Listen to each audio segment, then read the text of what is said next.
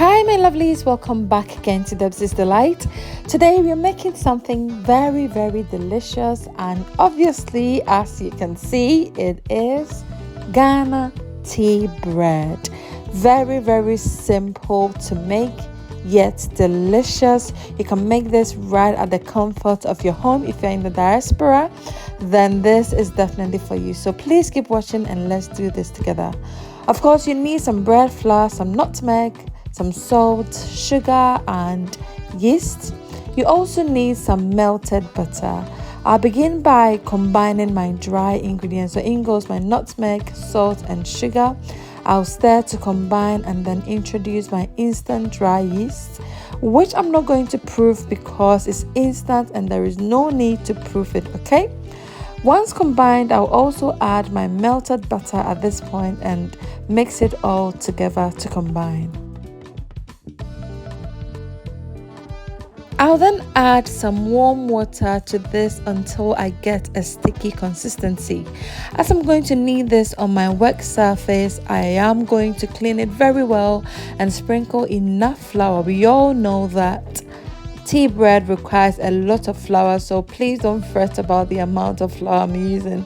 And as you can see, the dough is sticky and nice. I'll begin to knead at this point until it is nice and stretchy. If you have a stand mixer, of course you can use it to make your life easier, okay?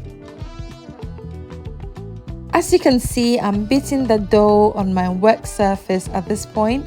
This will help it to be extra stretchy and also to help you not to knead it too much with your hands. It gets tiring, so please make it this way as well to help you get it faster and nice, okay?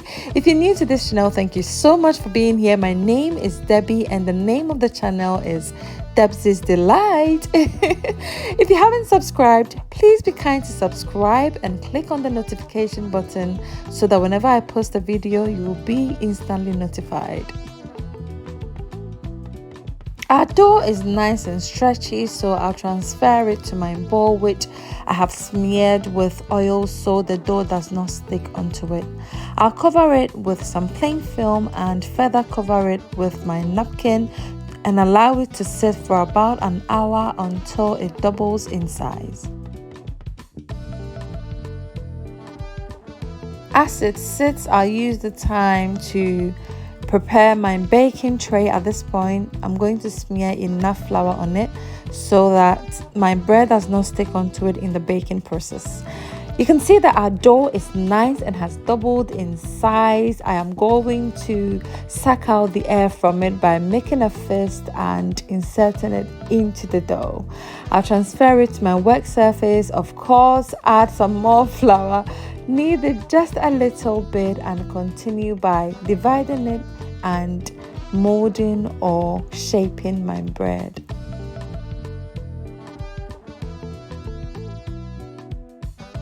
There is just something about tea bread that you can hardly get with other types of bread. So if you're non-Ghanaian, please try your hands on this recipe. Come back and let me know what you think in the comment section. Trust me, you will always make your bread this way.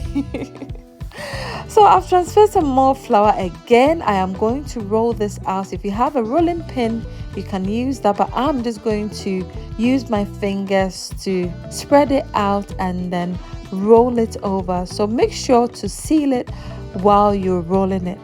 Also tuck in the sides so that it does not open in the baking process, okay?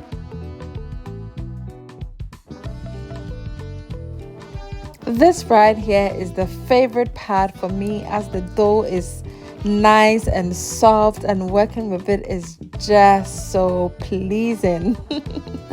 I'll then seal it once everything has been rolled and further roll it on my work surface to seal everything in nicely.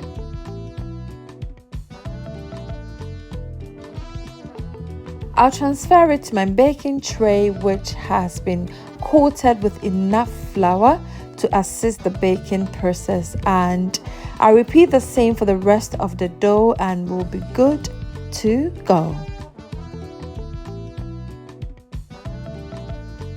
I got 3 different pans for the quantity of flour I used. You can use less or more depending on how much you want to make. Once done, I'll smear it with some more flour, as is the catch of this recipe. Okay, please do not be stingy with your flour, be very generous. I covered it with some napkin, allowed it to sit for about 40 minutes, and you can see that it's doubled in size and it's beautiful. Smear it with some more flour and bake it at 120 degrees Celsius in your preheated oven for about 50 minutes to an hour, and voila, just look at how beautiful it is. And trust me, the taste was even better than its looks. Now, moment of truth. Let's break into it to see how it looks, and just look at that. So soft. Just see. Isn't it calling your name? It was simply delicious. And if your tea bread does not bounce, then I don't know what you did. It has to bounce, just as you can see. And we all know that a good tea bread pairs so well with good butter, and that's exactly what I did. Not forgetting our hot chocolate, which would normally say Milo. It was so delicious. Definitely worth trying. If you're still here, thank you so much for being here.